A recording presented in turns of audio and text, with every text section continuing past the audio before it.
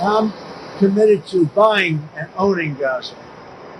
As far as us rebuilding it, we may give it to other states in the Middle East to build sections of it.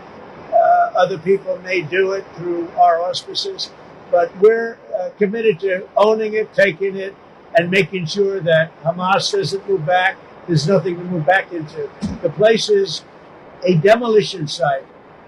It'll be the remainder will be demolished. Everything's demolished. I mean, you can't live in those buildings right now; they're very unsafe. But we'll make it into a very good site for future development by somebody. We'll let other countries develop parts of it. It'll be beautiful. You said before that the U.S. would buy Gaza, and today you just said we're not going to buy Gaza. We're not going to have to buy. We're going to have Gaza. We don't have to buy. There's nothing to buy. We will have Gaza. What does that mean? No reason to buy. There is nothing to buy. It's Gaza. It's a war-torn area. We're going to take it. We're going to hold it. We're going to cherish it. We're going to get it going eventually, where a lot of jobs are going to be created for the people in the Middle East. It's going to be for the people in the Middle East, but I think it could be a diamond. It could be an absolute tremendous asset for the Middle East. And you're going to have peace. It's going to bring peace in the Middle East. Gaza, the way it is right now, every 10 years you're going to have the same thing happening. I've watched it so long, all the death and destruction of Gaza. The civilization's been wiped out in Gaza. No, it's going to be a tremendous thing. It's fronting on the sea. It's going to be a great economic development job. It's going to put people to work, a lot of people to work. And those people are all going to be from the Middle East. Hey, Shalom. I'd like to start out by giving all glory, praise, and honor to Yahweh, Bahasham, Yahweh Shai, Bahasham, Rakak Wadash. Double honors to the elders and apostles of the Great Millstone. Shalom to the elect of Israel. This is the Mayim in Atlanta, and just saw that clip. It was taken from GMS in Rome, Lions on Fire, the water. And he put this together on how Trump is saying they're going to take Gaza. And this is, just days after this big peace deal that was brokered. They were saying there's going to be peace in the Middle East moving forward now, which you should have already known that was not going to happen. I even did a lesson on how that was not going to happen, because you're dealing with the wicked. They like war. That's how they make their money, and that's how they gain different territories and lands. They take it. They covet fields and they take them by violence. So this was never going to last. And I even spoke about how they had plans for this place, because they made it be known, in which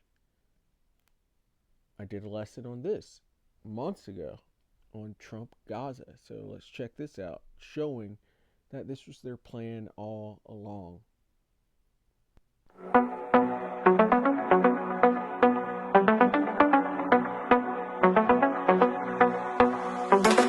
Donald's coming to set you free, bringing the light for all to see. No more tunnels, no more fear.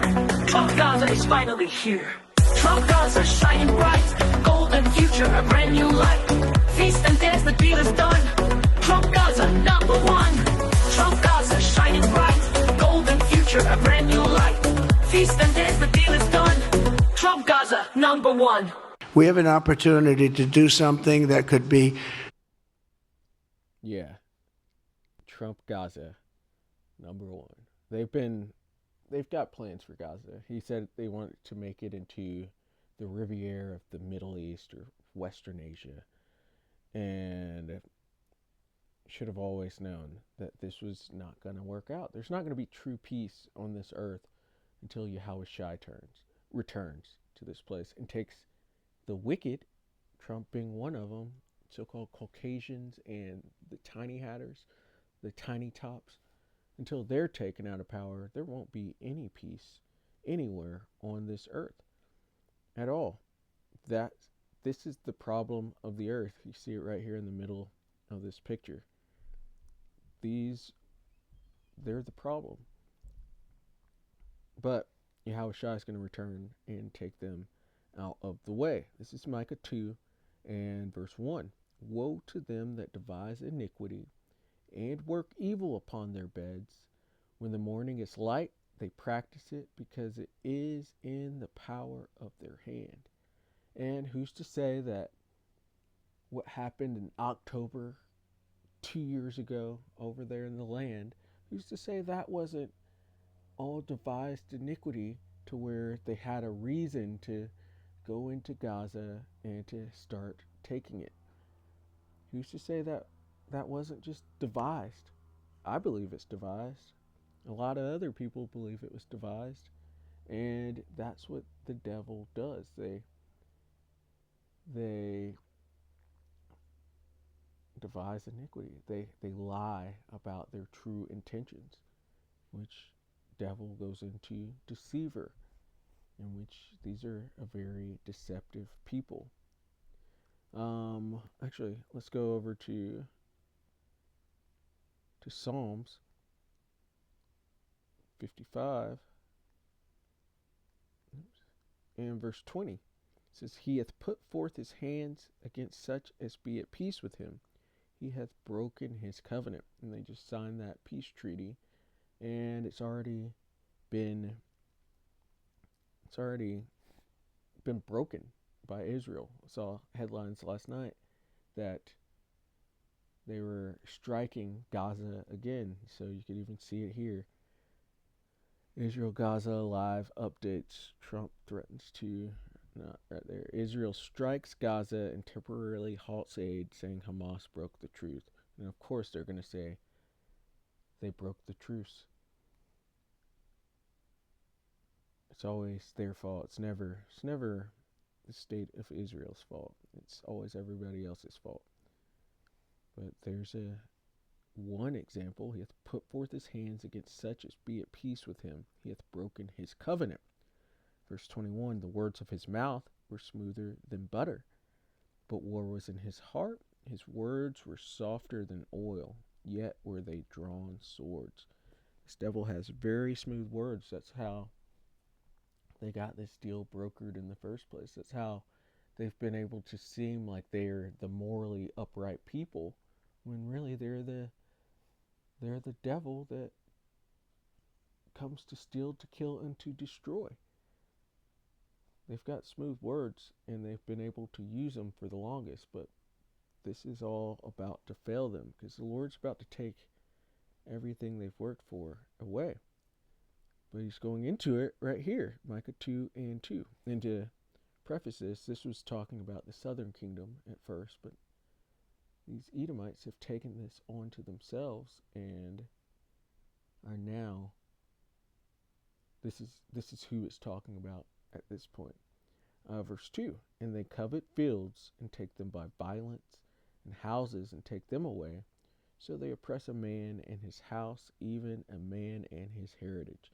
And with Gaza, they were like, yeah, we want that. How can we make that a beach resort for all of our Edomite friends? And they plotted and planned, devised iniquity. And here we are now to them saying they're just going to take it. We've demolished it. There's nothing else to do with it except for us to develop it and to trump Gaza, like they'd already showed you what they wanted to do. And they covet fields and take them by violence, and houses and take them away. So they oppress a man and his house, even a man and his heritage. And they go take a place, and then they become that place. It started out with Alexander of Macedon. He took Greece and he became Alexander the Greek, as well as all the other Edomites. They took it and they became the Greeks. They took Rome and they became the Romans. They took Europe, became the Europeans. South Africa, they became the South Africans. The Australians became the Australians. But these are all Edomites. They took America and they became Americans. These are Edomites. And they take people's heritages. They came into the Bible when they took the houses of Europe, which they're not the original Europeans. And with that, and then when they took America and started bringing in the Southern Kingdom, so-called Negroes, they took their heritage. They beat it out of them and put the Bible on themselves to where they're the Judeo-Christians. They're the ones that are in the Lord's land calling themselves the Lord's people, knowing full well that they are not blessed, that they are not the people. They're not superior to anyone. They are not righteous in any way whatsoever, but they put this all onto themselves. But there's a heavy price to pay for what they've done, because it's all blasphemy, and it's all theft and robbery, and they got to pay for it. And we're coming into that time where they're going to pay, because what they're doing now, this is going to lead into World War III. As it says, the least of the flock shall draw them out, that being those Israelis. And they just struck Gaza again after all this peace. Maybe this brings about World War III. Lord willing, it does, because they need to pay, and they're about to pay.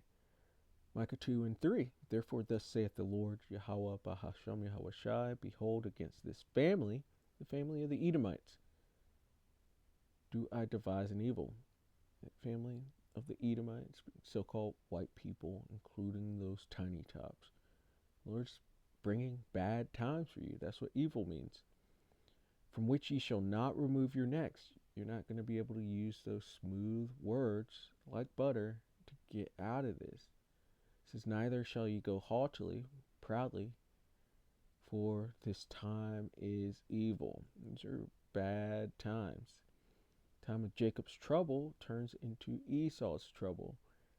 And that goes into you getting destroyed in World War III, getting nuked in World War III, having the chariots of Yahweh Shai return and put more fire on you, and then you are going to be in chains in the world to come. You're not going anywhere. You got to pay for what you've done. Verse 4, it says, in that day shall one take up a parable against you, and lament with a doleful lamentation, and say, we be utterly spoiled. He hath changed the portion of my people. And as it says, the first shall be last, and the last shall be first. The plowman's about to overtake the reaper. And you're going to go from this high position that you're in socially all the way to the absolute bottom. You're going to be less than human. You classified the Israelites as 3/5 of a person. You're not even going to be classified as a person. You're about to get double. So just rejoice and be glad that you've had the opportunity to rule. You messed it all up. Really, you should. You messed it all up, and you got to pay for it. You're about to be spoiled. It says, we be utterly spoiled. He hath changed the portion of my people. Because that blessing, it was just a temporary blessing, but it's being taken away. How hath he removed it from me? Turning away, he hath divided our fields. And they've divided everyone else's fields, including the Lord's field, in which we go to Ezekiel. So they took the Lord's field, and so they're about to be taken. They're about to be spoiled. Ezekiel 36 and verse 5. And this is how we know, one of the ways that we know that you are indeed the Edomites of the scripts. It's not, you always try to blame it on Middle Easterners, onto the Arabs, but that's Ishmael. And they also took a portion of the Lord's land, but you're the ones calling yourselves the Lord's people, and there's still war here. Who are you? They know they're Ishmael. Who are you? There's no white people within the scriptures. Who are you? You are Idumea. You are the Edomites. You are the people of the Lord's curse to judgment, and that curse is coming. Ezekiel 36 and 5, therefore thus saith the Lord, power, surely in the fire of my jealousy have I spoken against the residue of the heathen, And so there are heathen in the land, primarily the Arabs, who are the Ishmaelites, but also you got Ham, you got Moab, you have other nations there. You even have some Israelites there, in which we've been scattered throughout the four corners of the earth. So we're going to be looking like some of the Palestinians, looking like even some of you small hatters, looking like some of the Hamites that are there, looking like some of the Moabites that are there. We're there, but the small hatters, they go back to Amalek. They go back to Idumea, and that's who they are for the most part, with the exception of the scattered of Israel and with the exception of them possibly being from another nation. But ultimately, you're in the wrong place at the wrong time. You shouldn't have taken the Lord's land like that, and you're continuing to take. You can't be satisfied, so you're still taking more of the Lord's land. Have I spoken against the residue of the heathen, and so also against all Idumea, so-called white people and the small hatters. These are the descendants of Esau, Edom. Idumea is the Greek way of saying Edom, which have appointed my land into their possession, so their Balfour Declaration, with the joy of all their heart. And they are very happy and proud to be in that land. They love calling themselves the Lord's people, and they love having that land and everything that comes with it. But you're about to be cast out. So it's with despiteful minds to cast it out for a prey. You guys are going to regret touching the Lord's people and touching the Lord's land, touching the Lord's scriptures. You're going to regret it all every day for starting now. And for that 1,000-year reign and all the way up until you guys are burnt up and taken off of this planet. Every last bit of the seed line of Esau, Edom. And so, Lord willing, that was edifying. We all knew that peace was not going to last for very long. But Lord willing, that was edifying. I'd like to give all glory, praise, and honor to Yahweh, Bahasham, Yahweh Shai, Bahasham, Rakach, Wadash. Double honors to the elders and apostles of the great millstone. Shalom to the elect of Israel. Shalom.